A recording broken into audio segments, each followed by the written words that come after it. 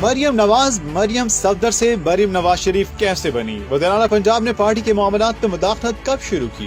کیا پارٹی رہنما مریم نواز کی مداخلت پر ناراض ہوئے؟ نواز شریف کے قریبی ساتھی آصف کرمانی نے سارے بھید کھول دیے۔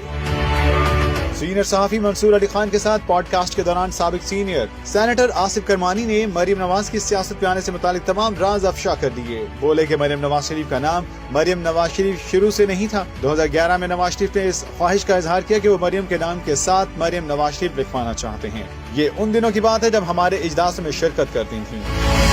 آصف کرمانی کے مطابق 2011 سے پہلے مریم نواز مریم صفدر تھیں۔ اس اجلاس کے اگلے دن ارتھ آر منایا گیا تو مریم نواز شریف کے نام سے بیان جاری کیا گیا۔ وہ پہلا موقع تھا اور اس کے بعد وہ مریم صفدر سے مریم نواز شریف کہلائیں۔ انہوں نے انکشاف کیا کہ مریم صفدر کو مریم نواز شریف بنانا نواز شریف کی اپنی خواہش تھی۔ اس بات سے لگا کہ وہ مریم کو اپنی جانشین بنانا چاہتے ہیں۔